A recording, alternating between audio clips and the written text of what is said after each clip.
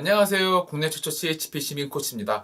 제가 지난번에 여러분들에게 번아웃을 벗어나는 방법에 대해서 말씀을 드렸어요. 그래서 번아웃이라는 것은 삶의 목표가 명확하지 않은 것, 아니면 왜 하고 있는지를 잘 모르는 것, 내지는 정확하게 내가 지금 이 일을 왜 하는지를 모르는 경우에 건강관리를 잘못하는 게 더해져서 발생하는 것이라는 말씀을 드렸죠. 그리고 그 해결법으로 말씀을 드린 게 잠을 충분히 자는 것이라고 말씀을 드렸어요. 그리고 잠을 충분히 자는 게 조금 안 된다면 명상을 하든지 그런 방법으로 그 잠을 채워줘야 된다 말씀을 드렸는데, 그리고 마지막으로는 그것도 있었네요. 참, 비타민 D를 좀 더 보충해줘야 된다는 것.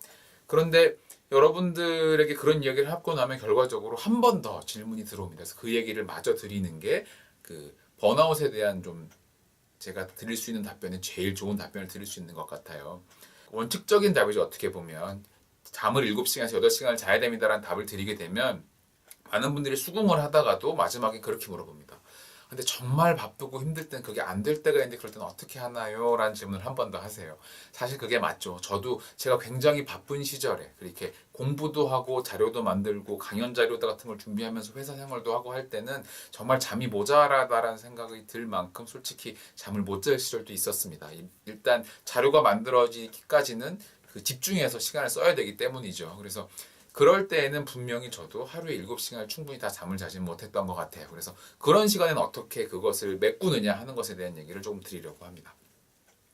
잠이 정말 모자라서 하루에 7시간을 충분히 잘 수 있는 조건이 안 된다라고 하면 잠의 질을 높이는 방법이 있어요.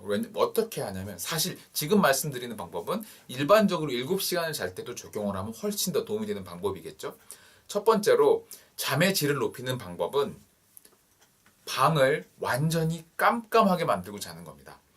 그 아리아나 허핑턴이라는 분, 그러니까 허핑턴 포스트를 처음 만들었던 분이 굉장히 수면 부족에 시달리다가 이제 크게 다치기도 했는데, 이제 책상에 쓰러져서 다치기도 했는데, 그분이 그런 생활을 다 이겨낸 이후에 잠이 얼마나 중요한 걸 알고 그것에 대해서 책을 쓴 게 있습니다. 제3의 성공이라는 책도 있고요. 아예 슬리핑 레볼루션, 수면 혁명이라는 책을 쓴 책도 내용도 있는데, 거기서 자기가 어떻게 잠을 관리하는지에 대한 얘기를 하고 있는데요. 그 내용을 조금 살펴보자면, 잠을 잘 때 완전히 깜깜하게 만든다는 거예요. 예를 들어서 호텔 같은 데 가서 자기가 세미나에서 잠을 잘 때도 호텔에 있는 그 전자시계의 불빛까지도 다 막는 거죠. 그래서 완전히 깜깜하게 만든다는 게 잠을 자면 잠이 조금 모자라도 잠의 질이 좋아지기 때문에 훨씬 더 깊이 잠들어서 체력 회복에 도움이 된다고 얘기를 하고요. 두 번째는 잠들기 한 2시간 반이나 정도부터는 따뜻한 물로 간단하게 샤워를 하는 거예요. 그럼 혈액순환이 한번 크게 이렇게 일어났다가 따뜻한 물에 의해서 확 피가 돌았다가 천천히 가라앉으면서 하루에 흥분도 가라앉혀주고 스트레스도 풀어주기 때문에 잠을 깊이 잘 수 있습니다. 또 하나는, 이건 건강관리 시간에도 굉장히 강조한 내용 중에 하나인데요. 잠들기 1시간 전부터는 모니터를 보지 않는 것이에요. 무슨 모니터냐? 컴퓨터 모니터도 해당을 하고요. 여러분들의 노트북, 아이패드 뭐 이런 식의 패드 같은 것들, 그리고 핸드폰도 들어갑니다. 자, 분명히 제가 말씀드렸어요. 핸드폰도 보시면 안 됩니다. 잠들기 한 1시간 전부터. 정 안 되겠다라면 30분 전부터는 절대로 보시면 안 돼요. 그 시간에는 차라리 책을 조금씩 넘겨본다던가 하는 게 훨씬 더 수면에 도움이 되고요. 물론 어떤 분들은 책만 펴면 잠을 자는 분도 있겠지만 뭐 그런 경우는 제외하고, 대부분의 사람들은 책을 펴는 것을 하고 그 책의 활자를 읽으면서 마음이 가라앉습니다. 하지만 핸드폰이나 이런 노트북 같은 화면을 보게 되면 이 화면에서 주는 자극이, 이 빛이 뇌에 들어가서 도파민을 생성시키거든요. 그 도파민을 생성을 시키면 뇌가 흥분 상태가 이루어집니다. 그러면 잠을 깊이 들 수가 없는 거죠. 그래서 여러분들도 언제나 잠을 자기 전에는 꼭 그 화면을 보지 않는 습관을 기르시면 좋고요. 그리고 반드시 이렇게 하셔야 되고, 그것을 위해서 가장 쉬운 습관은 쉽게 말하면 핸드폰을 밖에다 두고 들어가시는 것이에요. 내 방 안에 핸드폰이 없게 해야 그걸 볼 수 없으니까. 왜냐하면 대부분의 경우 손에 핸드폰이 있다면 자기 전에 당연히 이렇게 핸드폰을 들고 무언가를 보게 돼요. 근데 그 습관이 정말 여러분들의 깊은 잠을 드는데 많은 방해가 됩니다.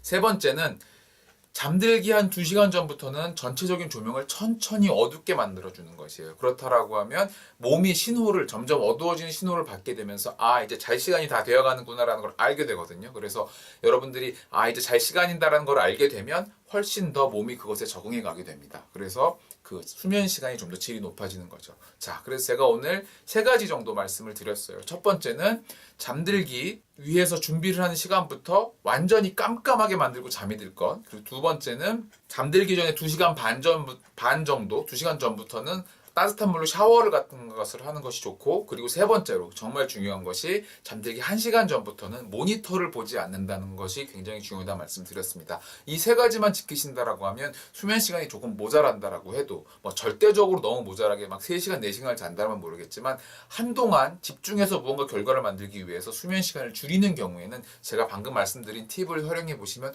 훨씬 더 거뜬한 그 체력 관리가 될 거라고 생각이 됩니다.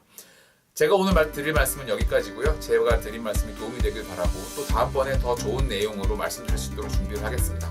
고맙습니다.